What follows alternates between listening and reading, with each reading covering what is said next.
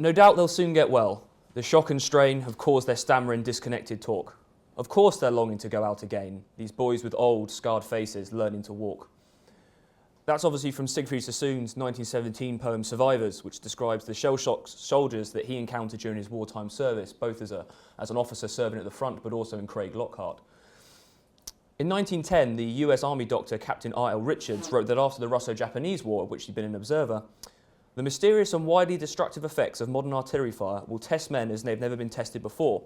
We can surely count then on a much larger percentage of mental diseases requiring our attention in a future war. This was a warning to which little heed was paid in Europe before the outbreak of the First World War, but it was to prove greatly prophetic. By the end of the war, 80,000 psychological casualties had been treated by the British. This paper will deal with how the British Army dealt with the psychological injuries caused by the First World War. Due to shortages of time, I'm only going to be focusing on the Western Front, which saw the greatest concentration of psychological casualties. Ultimately, it will show that the Army's response moved through three main stages. The first was denial, the second was a grudging acceptance, and then the third was finally moving towards some effective treatment. As we will see, these phases were not entirely chronological or indeed linear, and progression varied in different sectors of the front and back in the UK. Despite these changes, however, it will become clear that shell shock and other psychological injuries were never truly accepted as legitimate wounds of war, certainly not in comparison to physical injury. Any mental injury was associated with cowardice and malingering, with interpretations tainted by both Edwardian social values and ideas on race and ethnicity. Indeed, we'll be able to see that the Army's reactions throughout the war were predominantly influenced by the social class and to a lesser extent the race of the psychological casualty, particularly in the early stages. Such distinctions greatly influence the nature and quality of treatment that any casualty will receive. However, what will become clear is that the assumptions surrounding social class and shell shock slowly vanished as understanding improved. So, first of all, I think it's important to clear up a few misnomers about the terms of shell shock. From the early months of the war, soldiers from the British Expeditionary Force began to report medical symptoms after combat, which ranged from amnesia, persistent headaches, nausea, dizziness, tinnitus, and hypersensitivity to noise. In the first stage of the war alone, 1,906 cases of behaviour disorder, seemingly without physical cause, were admitted to hospital. By December 1915, this had risen to 20,000, which represented 9% of battle casualties for that year alone. Clearly something was wrong. The term shell shock was actually first used by Dr. Charles Myers, the picture of him there in the top right, of the Royal Army Medical Corps in a February 1915 article in The Lancet. As the injuries being reported resembled those of a physical brain injury, but without the cause of a blow to the head, it was initially assumed that they were therefore the result of the percussive effects of shell fire, which resulted in the physical upsetting of the brain's movements and patterns. However, this was only an early diagnosis and explanation. As the war progressed, conflicting opinions emerged, mixed with official guidelines. This saw an alternative view develop that described shell shock as an emotional rather than a physical injury. Myers himself soon became convinced of this, as his own understanding improved. Evidence for this point of view was provided by the fact that an increasing proportion of men suffering shell shock symptoms had not even been exposed to artillery fire at all, so it could not possibly have been caused by the percussive blast of the shells exploding near them. Indeed, it should be pointed out, even the phrase shell shock doesn't actually last the war. It's formally banned by the War Office in 1917 and is never used again in an official capacity. In 1920, an official inquiry into the condition was appointed by the War Office, which reported in 1922. They acknowledged in their report that the term shell shock was only a temporary name, and I quote, "born of the necessity for finding at the moment some designation thought to be suitable for the number of cases of functional nervous incapacity which were continually occurring among the fighting units." The report also further identified that physical exposure to explosive projectiles was not essential for a patient to be rendered a psychological casualty, and that by 1920 it could be seen that the number of cases reporting symptoms that matched this provenance were actually remarkably few. Instead, the report acknowledged that rather than shell shock being a mental illness related specifically to the war, it was in fact a collection of highly aggravated and widespread nervous disorders that had already been recognised in civil medical practice. The instant and prolonged physical and emotional strain of industrial warfare was responsible for the scale at which soldiers had broken down. The report came to several conclusions about what was actually causing shell shock and attempted to offer a few explanations for why this had been the case, based on a fairly extensive evidence gathering exercise. Among the general predisposing causes that they identified were inadequate medical screening at the time of recruitment. This problem was also replicated on a grander scale when conscription was introduced in March 1916 and began to pull in those who had already been rejected on medical grounds and being certified as unfit. Social class. even in 1922 was still identified as being amongst some of the predisposing causes as well, which, as we'll see as the war progresses, is slowly eroded but still present. And also, interestingly, racial characteristics. The Irish were believed to be suspected degeneracy and proposed to insanity by a lot of the army hierarchy, despite their fearsome reputation as soldiers and their widespread use throughout the British Army. There was an assumption that meant they were slightly unhinged. Not my word, anyway. Interestingly as well, one regimental medical officer who gave evidence to the inquiry also stated that the Great War had taught him that, and I quote, "In my experience of the Jew is that he's not worth his uniform." So again, as you can see, there's some fairly strong assumptions being thrown around. But back to 1914. How then did the army react to this new condition during the war? Moving back to the first response I discussed of denial. Whilst the small community of army psychiatrists in 1914 was aware of the potential for psychological casualties, it was the scale of the issue that caught the army by surprise. And as this grew, this forced the wider army hierarchy to take notice. The condition undoubtedly attracted suspicion and hostility in the early stages. Any idea for specialist treatment centres that were proposed were viewed as being mere havens for malingerers. The widely held belief in the army was that it was pernicious to take claims of shell shock too seriously to prevent what they believed would be a potential shell shock epidemic. Above all else, the army recognised that discipline and the fighting spirit needed to be maintained. Partly this was born out of the social structures of war in Britain, which saw men, and in particular British men, as being unassailable. These were, after all, the men who built the empire, the greatest empire the world had ever seen. It seemed unlikely and difficult to assume that they could break down so quickly in a case of war. Secondly, the army, quite rightly, in my opinion, realised the army could not be won if men were being sent home because they simply weren't enjoying the war, which was the widespread opinion at the time, which made it very difficult to actually class any form of injury or wound or sickness as significant. Therefore, those men who seemed to break down were simply dismissed as being weak and lacking the moral fortitude to see the job through. They were, after all, a minority, and that must be stressed. This was a view endorsed by many even of the medical officers who saw the soldiers initially, even well into the conflict. The Royal Army medical officers were entirely complicit in this beginning, in this process of denial. Mabley Esler, for example, who was medical officer to the 2nd Battalion Middlesex Regiment between 1917 and 18, described one casualty as a well-known shell shocker. He was just a frightened man. I just sent him back. Initially, there was a fear that shell shock was infectious, and that if it was allowed to spread, it would prove debilitating for the entire army. Dr. Gordon Holmes, who was the consultant neurologist to the BEF, claimed that, and I quote, "The great increases in these cases coincided with the knowledge that such a condition of shell shock existed. Such a status, it was believed, was essential to prevent some men being excused duty, which would lead to the collapse in the army. Effectively, shell shock could not be recognised as being this legitimate force if the men were to be kept in the field." Such an attitude similarly endured actually throughout the war and never entirely goes away. Lieutenant Colonel Rogers, who's the medical officer of the 4th Battalion, the Black Watch, told the official inquiry in 1920, "I regard shell shock or war neuroses as a very contagious sort of trouble when it gets into a battalion." Indeed, when examining men reporting the condition during the retreat in 1918, Rogers said in retrospective quotes, "There was no such thing as shell shock wrong with these men at all. They had the wind up and they were frightened, and I knew perfectly well it was deadly to allow the contagion to spread. I saw it had to be stopped. I therefore told the men that they had left the front line without permission. I said they were going straight back and would be punished for it afterwards."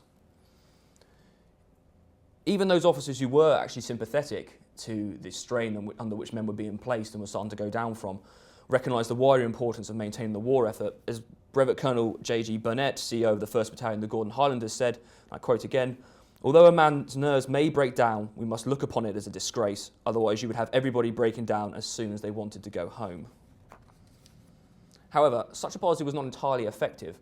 As Major W.J. Adey told the committee, all sorts of people got out of line with so-called shell shock, and the result was that they evaded their full duty and yet were not punished. So there's this very strong punitive element with which the army reacts to shell shock, and the understanding that perhaps it will just go away. Again, in the early stages of the war, there's no forecasting that the war will go on for as long as it eventually does, and the assumption is that the British Army must be kept in the field because soon enough they'll break through and achieve victory. There's no real strategic long-term planning in place. Throughout this, class bias remained dominant, both in the early part of the war, but also in the year following it in 1915. Lieutenant Colonel Viscount Gort of the Grenadier Guards told the War Office Committee of Inquiry again of a need for vigilance and discipline in relation to shell shock complaints, since, I quote, a certain class of men are all right out of the line, but as soon as they know they are to go back, they start getting shell shock and so forth. However, I think it's quite significant to point out here that the British officer was treated in a very different way. While shell shock afflicted men, sorry, that's the quote from Rogers, by the way. Whilst shell shock afflicted men, regardless of their social class, officers suffering the condition were often accommodated as much as possible. The manifestations of shell shock among NCOs and privates, for example, were initially diagnosed as being hysteria, a term previously related to a condition suffered only by faint-hearted women, and which led to the asylum. Officers, however, were not permitted by the army to suffer anything so lacking in masculinity.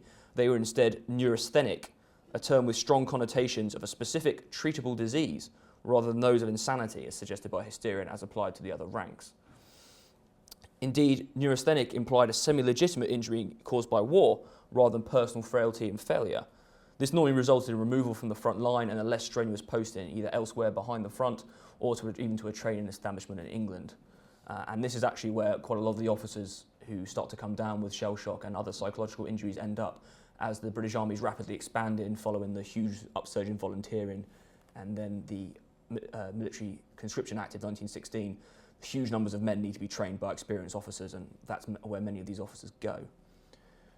Such a distinction preserved the class structure of British society in the army. The hysterical soldier was seen as simple, emotional, unthinking, dependent and weak, whereas the complex and overworked neurasthenic officer was much closer to an acceptic, even a heroic male ideal. The work of the famous psychiatrist W.H.R. Rivers actually did much to further this initial interpretation, since it suggested that neurasthenia was born out of the officer's complex, public school-educated mentality, where he put everybody before himself and strived to do the best for his country, which put undue strain upon his own mental faculties. Interestingly, it would take the British Army nearly 2 years to admit that a man without visible wounds could be a war casualty, and that shell shock was not a synonym for cowardice. In 1915, most other ranks cases were still returned to Britain without medical notes and kept in non-specialist wards with soldiers suffering physical injuries. This led to great social stigmatism that actually impaired their recovery, though it may well have been designed to also shame men into pulling themselves together and just simply returning to duty under their own volition. Arguments over the definition, severity and legitimacy of the condition, combined with inaccurate diagnosis, meant that many sufferers were simply lost to asylums throughout the war. The army lacked the capacity to do anything with them, so they were confined in civilian asylums, despite their ailments only being temporary. Significantly, there was a strong social bias at work in this process. For soldiers and other ranks, shell shock was viewed as a form of war-induced madness that led to the asylum, and as for officers, it was something that could be treated and was almost a noble wound. Yet this refusal to recognise the condition in the early stages of the war meant that the army failed to legitimise any treatment for what was a very real problem, and it wasn't going to go away. It was only when faced with a possible pandemic and the disastrous effect that this would have on discipline and morale that the War Office reacted, which means that, as I said, we move into the forced acceptance and moving towards improved treatment and forward psychiatry. By 1916, the British Army was suffering from an epidemic of shell shock, which, combined with the losses incurred on the Somme, risked a major manpower crisis. It became clear that this was a problem that could no longer be ignored. The extreme rise in shell shock casualties after the Somme campaign provoked this change in opinion. Official figures, for example, suggest that shell shock had reached its height during the second half of 1916, with a total of 16,138 cases between June and December of that year. As a point of contrast, the previous highest six-monthly figure before June 1916 was 3,951. So we're looking at a 400% increase. Many of these men had previously good military records as well, which challenged perceptions about the cause of their breakdown. As expected, and I quote, "The Army's perception of shell shock and the treatment it used was most influenced by its own immediate concerns. Therefore, at this stage, when the loss of men to Britain, where they disappeared to asylums and risked losing the gains so catastrophically won, this had to be stopped, especially given the shortages faced and the sharp increase in German U-boat activity that meant even getting back to Britain no longer became particularly simple. Therefore, a more standardised treatment for shell shock was introduced from December 1916, which owed a considerable credit to the work of Myers, who'd been working throughout this period. He'd been appointed as a specialist in nerve shock in May 1915 by the Army, and by the end of 1916 had created 4 specialist centres with forward sorting positions at Havre, Boulogne, Rouen and Etaples. These formed the basis of more effective treatment moving forward and were to remain the focus of the treatment of psychological casualties for the remainder of the war. Army authorities were appeased as strict tests and criteria were applied in these centres, designed to separate genuine casualties from the despised malingerers who it was assumed were still among them. This was part of the new role for medical officers in the Great War, which Joanna Book described as being both doctor and detective in their treatment of wounds and illnesses. The practice of wartime medicine was not, after all, just about the health and well-being of the patient, but the conservation, consolidation and salvaging of military resources. The pressing manpower needs of war, combined with the novel nature of shell shock for many non-specialist medical officers, contributed to institutional scepticism. There was also considerable conflict between civilian medical professionals on wartime commissions, such as Myers, who were medically proficient but unskilled in military thinking, and the more entrenched opinions of the regular Royal Army Medical Corps physicians. Indeed, what you see throughout the war is medical officers who are on short service commissions sending men back down the line to where more senior, regular Royal Army Medical Corps officers are deciding that there's nothing wrong with them and sending them back. This leads to considerable conflict, and on several occasions, some medical officers were actually drawn up before boards of inquiry and accused of being unable to do their roles because they're considered too close to the men and unwilling to exercise enough authority and control over them. So as you can see, these are very dominant attitudes that actually affect how the Army operates on a day-to-day basis. Back over to these forward psychiatry centres. They were established just 15 miles from the front, so they were still within earshot of the guns, so a soldier could not be under this impression that he'd somehow escaped his duty. Normal Army routine was also maintained, regulated by NCOs, and daily life included discipline, rest, sedation when necessary, and the avoidance of stigmatised words such as shell shock. The expectation of recovery is continually enforced in these new centres, which is quite a novel thing. It's told to the men that it is temporary, they will get better, all they need is a bit of rest. This stops them debilitating further, but also greatly increases and improves their chances of being sent back to frontline duty. These three main principles of proximity, immediacy and expectation, or PI for the acronym, were borrowed from the French experience and appeared to encourage a quick and successful recovery. Indeed, of 5,000 cases treated after the first EAP, more than 4,000 were returned to duty using this method. However, such statistics do need to be treated with some caution because the concept of a relapse was never really fully taken into account. And so while men may have gone back for a short period of time and therefore been past fit, there's no guarantee how long they actually lasted. After initial progress in treatment, further changes were also made to treatment methods. In 1917, as I alluded to earlier, the term shell shock was officially abolished from the official terminology and replaced with the acronym NYDN, or Not Yet Diagnosed Nervous. Casualties of this nature were sent back to a clearing station like any other, and they're labelled either shell shock W, meaning that their injury was physical and the result of exposure to direct enemy shell fire, or shell shock S, which meant that their injury was emotional and they were sick rather than wounded. It's quite an important distinction, and also the fact that they have two still shows that the Army is yet to resolve its understanding about what is actually causing these mental casualties and what is causing the psychological breakdown. Both of these terms are designed to remove malingerers, since it could, in theory, be easily ascertained by officers whether soldiers really had been under fire at all, and therefore more deserving of the wounded classification than sick, which obviously entitled them to at least more recognised treatment. However, this system was also abolished in September 1918 when it was discovered that up to 95% of shell shock W cases, or wounded, had in fact been emotional in origin anyway. These changes were little more than a series of improvised reactions and revisions, inadequate measures formulated because, having recognised shell shock, the Army could therefore no longer ignore it and had to do something about it. What we do see, however, is that this is the beginning of a more standardised and effective pattern of treatment for those suffering, both officers and other ranks. Yet the form this treatment would fully take would be regulated entirely by the social class of the patient. This moves us on to the third response, which is going to focus on specialist hospitals in the UK as we look at sort of moving towards a more effective treatment pattern. As mentioned, the Army was desperately trying to prevent a drain on manpower, but for some the only option for treatment was to return to Britain.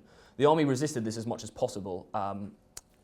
The best statistics available suggest that if men were treated in France, they probably had about 60% likelihood of being returned to duty, whereas if they were returned to Britain, that dropped to about 30%.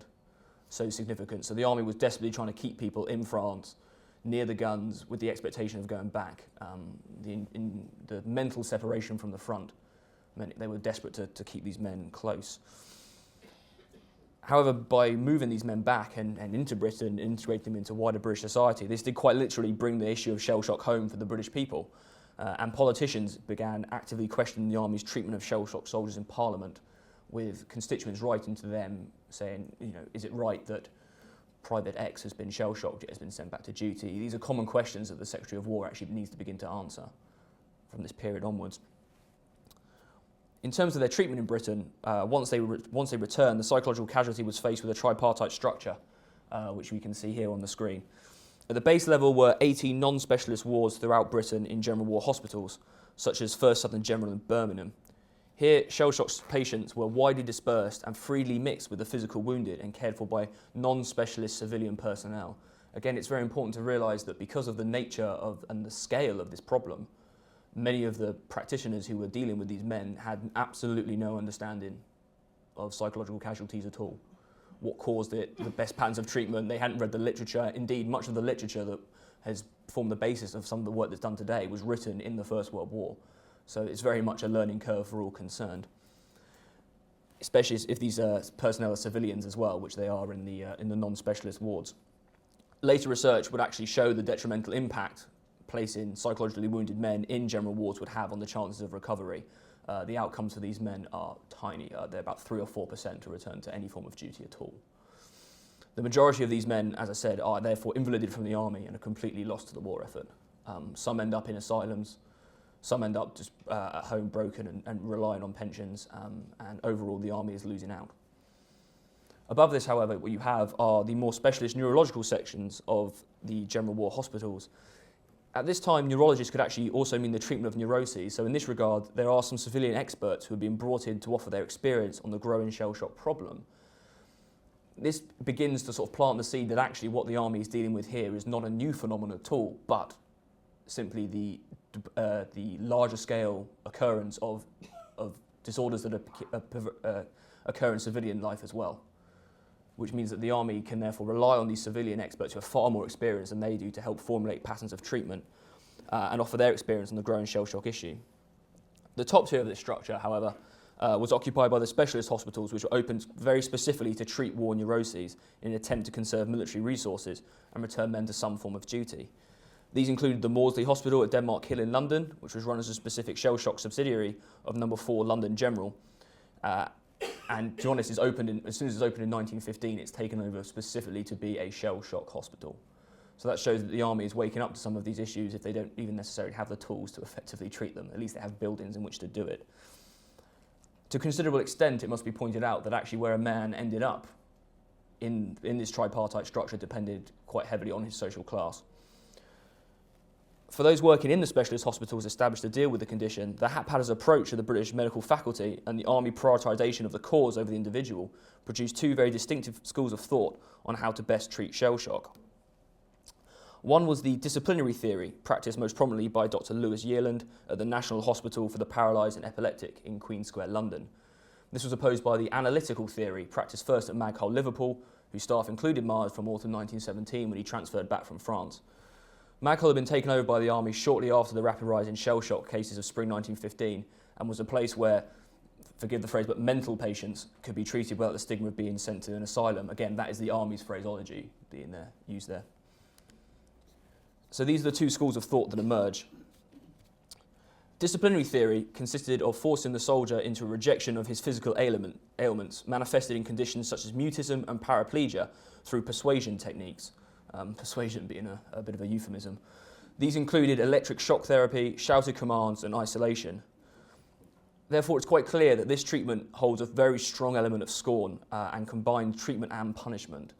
Again, it's about understanding that those men who had shell shock and were in these facilities were not being really considered as truly wounded. It wasn't like a bullet wound or anything of the sort like that. There was inherent assumption that the man was somehow weak and a flaw in his own character, be that race or class, had led to him being there. They produced also, what's very extreme, they did actually produce very effective results. Around 2 months for a return to health was considered pretty typical. But only those with limited psychological disorder were treated with this way. Again, as the understanding of shell shock grows, the fact is it's not a simple cause. It's not a simple issue that's like being exposed to shell fire or inhaling too much carbon monoxide from shells exploding. it's far more complicated than that, and there are often deep-rooted psychological problems at play that require a lot more than the application of electronic plates and shouted commands. The National Hospital dealt with 200 cases between 1915 and 1924, all of whom were drawn from the ranks, 33 of whom received electric Faradism therapy. While Euland claimed fantastic success, it is interesting that what he did afterwards was effectively, there's a school of thought that one of his more aggressive reasons for using this was to somehow make up for his own shame that he had a relatively cosy posting in London, whereas there were lots of other men out in France who were suffering much more than him, and therefore what he wanted to do was show that the men who came back were weak. If we contrast with analytical treatment, now analytical treatment is far more what we would probably associate with traditional psychotherapy. That means conversations one-on-one with a therapist, quite detailed case notes, treating people as individuals, working through their issues. And it was far more practiced by the school of thought that saw shell shock as an emotional disease. And increasingly what we have is the infiltration of Freudian psychoanalysts into these practitioners. And it's very much, again, a lot of the ideas that we use today can be traced back to the First World War and the experience gained there. This used the discussion of traumatic experiences and which overcome them, the bringing out of suppressed memories, for example, and a slow, gradual process of re-education and a return to physical and mental health through hypnosis, therapy, and physical activity. This often took the form of therapeutic activities aimed at building the soldier's confidence, basket weaving. This is actually where the phrase basket case comes from, notably enough, because it was one of the activities that men were given in order to help rebuild their confidence. Maghall treated 3,638 cases, but was only able to return around 50% of its patients to active service. This led into some conflict with the army. On the one hand, you have the disciplinary theory, which is returning men very quickly and in larger numbers, whereas you have the analytical theory, which is taking an extremely long period of time, but also not even delivering results. And that regularly led to some conflict between the army hierarchy in the War Office and the practitioners there. Indeed, however, whilst these are the two main schools of thought, it should also be noted there's really no set pattern of treatment at the UK hospitals, and instead it's dependent entirely on what members of staff are where, as to which techniques are practiced. You'll see there's a huge litany of different techniques, causes, types of therapy, that some are purely analytical, some are purely disciplinary, some like to mix and match the two in order to achieve their goals. And it's very much an experimental phase for the development of war neuroses. Many of the experts who had joined the military are therefore drawn to these areas. So you have Rivers, for example, who transfers up to Craig Lockhart when it's opened in 1916. You have Myers, who comes back with his experience of treating casualties at the front to work exclusively in Britain from 1917. And these men are furthering their own knowledge in very practical terms and formulating new approaches and techniques. However, because of there's no consensus view at this stage at all, this varies enormously across the country. And also, it's interesting here that what you have is, because of the nature of the two treatments, you start to have a bit of a blurring now between who ends up where and what social class. At Maghall, for example, the vast majority of cases are actually privates and NCOs. Yet they're receiving analytical treatment, whereas people who end up at the National are receiving disciplinary theory. However, the Army and the War Office was extremely dissatisfied with the patterns being used and their poor returns. And it was only actually the immense professional standing of the staff at Maghall that saved them from the Army's wrath. There are calls for the director to resign, for example, for his poor returns, and it's only when the faculty threatened to go with him that the Army backs down. So again, there's quite a lot of conflict going on even in Britain over this stage. Another reason why officers and enlisted men received different patterns of treatment was that as the war progressed, more studies were conducted and more effective and formalised treatment was put in place. This resulted in the initial differential labelling attached to psychological casualties, if you remember hysteria and neurasthenic that I talked about earlier, from the ranks, and those who were officers being to actually reflect the differential symptoms that were being exhibited. For example, symptoms of hysteria such as paralysis, blindness, deafness and mutism appeared predominantly amongst soldiers from the ranks, whereas neurasthenic symptoms, nightmares, insomnia, depression, etc., were more common amongst officers. The case notes for the Lennell Convalescent Home for officers in Coldstream, Scotland, for example, make just one reference to a functional symptoms such as paralysis associated with hysteria in an officer, in this case a 23-year-old lieutenant who was treated there in September 1917. As such, it can be seen that there was actually an evidential reason for classifying these as different forms of casualty, and it was no longer just about social class. Whilst the original distinctions were put in place purely due to class, the treatment and the evidential basis actually starts to bear those out. However, what we can't overlook, and what we shouldn't overlook as well, is that the vast majority of shell-shocked officers were actually treated in Britain. And again, this assumption of being neurasthenic and a slightly more noble injury requiring rest and recuperation, Britain was seen as the best place for that. Whereas the other ranks were only returned to Britain with the greatest reluctance from December 1916 onwards. Everything is done to keep other ranks in France. Whereas officers, there's far more flexibility in returning them. Officers significantly were also treated in specialist hospitals and wards, even at places like Maghall that treated predominantly NCOs and enlisted men. The officers have their own ward, and they are very much predominantly separate from those allocated to other ranks. And greater care is also being taken not to mix them with the physically wounded, unlike other soldiers. The first of these specialist officers' homes was the Special Hospital for Officers at Palace Green, London, which was opened early in 1915 as a convalescent home, providing respite.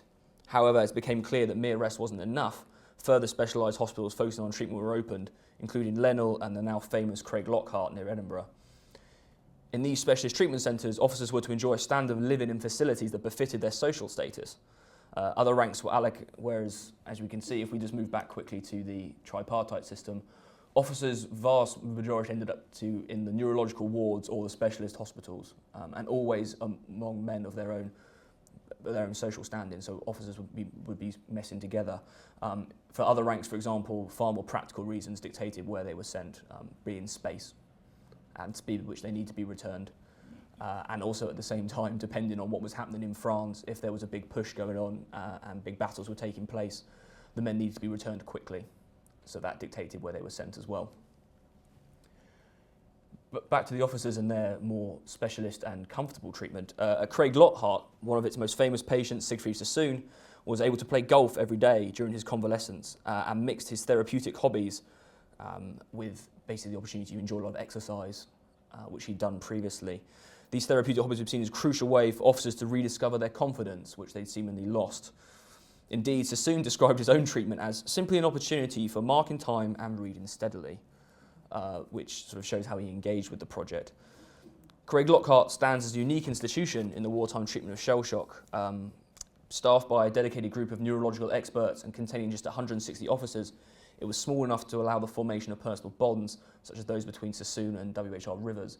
Again, what you see here is when it comes to the officers' treatment, there are far more experts allocated to them on a smaller ratio. You're looking predominantly about 1 to 50, possibly even less. Whereas with the other ranks, you're looking more about 1 to 200. So there's quite significant differences going on. And that, of course, impacts upon the quality of treatment as well, let alone the type of treatment they receive. Craig Lockhart and the treatment practice there were products of the social division that marked both British society and the army. While class distinction was slowly being eroded amongst the fighting men through the shared experience of combat at the front, at home such barriers were still actively enforced and maintained. However, I should also point out that despite their more luxurious treatment, even officers being treated for shell shock were subject to stigma from the civilian population. It is a very stigmatised and heavily criticised ailment. Lieutenant James Butlin, who was treated at Craig Lockhart in May 1917, wrote in a letter that the local inhabitants, and I quote, have two theories concerning us. The first theory is that we are lunatics under careful surveillance but nonetheless dangerous. The second is that we are victims of venereal disease and confined here as punishment. From the looks of the population, I gather that the second theory is most strongly held. The army did little to actually convince the civilian population of the legitimacy of shell shock in this period. And whilst the officers were receiving undoubtedly better treatment, they still were labelled the same amount of stigma. Moreover, like the other ranks, they were being treated with the expectation they would be returned to duty at the front, and this caused a lot of issues and problems for the practitioners at Craig Lockhart. W.H.R. Rivers, for example, really struggled with the concept of what he was trying to do, whether he was trying to cure men or whether he was just simply trying to stabilise them enough to carry out their duties and more. Whilst the form the treatment took for both officers and men varied and was dependent on social class, the desired outcome always remained the same, and that transcended the artificial barriers of social class. But undoubtedly, it can be seen that ideas surrounding shell shock progressed throughout the war. This was motivated by the undeniable facts. It was not a condition only affecting lower classes of men. According to one survey published in 1917, for example, while the ratio of officers to men at the front was around 1 to 30, Among patients in hospitals specialising in war neuroses, the ratio of officers to men was actually about 1 to 6. In addition, the reality of the British military situation in the latter years of the war forced these ideas to change. The original social elite who composed the officer corps before 1916 had been progressively whittled away through casualties. Men from far more humble origins were taking their places, and even senior NCOs were being promoted from the ranks into officer positions. The old social distinctions were being removed the longer the war went on, and this made it harder and harder to sustain the belief that social class was at the root of the shell shock issue. So, what lessons learned? As I mentioned earlier, the Southborough Committee of Inquiry, which was the official inquiry launched by the War Office, reported in 1922. You can actually buy a copy of the report if you're interested in it. It has been published, and it's really fascinating reading for the sheer amount of evidence that's been collected. In this report, the inquiry made several recommendations on how to deal with psychological casualties in future, based on the experience of practitioners, soldiers, and the army hierarchy in the First World War. These included how to deal with casualties in forward areas, in specialist psychological centres and base hospitals, as well as suggestions on the forms treatment should actually take. However, while there was undoubtedly a change in attitudes towards psychological breakdown, old assumptions refused to go away. It was still seen as a form of weakness and an opportunity for some men to escape their duty. If anything, the official report of the Southborough Inquiry confirmed many of the class assumptions that had been expressed in 1914. The official view remained that well-trained troops, properly led, would not suffer from shell shock.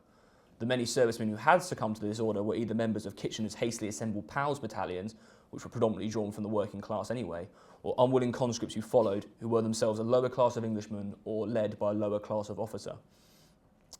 Indeed, even some psychiatrists following the report commented that, and this is a lengthy quote so I do apologise, but it bears listening to, there should be no excuse given for the establishment of a belief that a functional nervous disability constitutes a right to compensation. This is hard saying. It may seem cruel that those whose sufferings are real, whose illness has been brought on by enemy action, and very likely in the course of patriotic service, should be treated with such apparent callousness. But there can be no doubt that in an overwhelming proportion of cases, these patients succumb to shock because they get something out of it. To give them this reward is not ultimately a benefit to them because it encourages the weaker tendencies in their character. The nation cannot call on its citizens for courage and sacrifice and, at the same time, state by implication that an unconscious cowardice or an unconscious dishonesty will somehow be rewarded.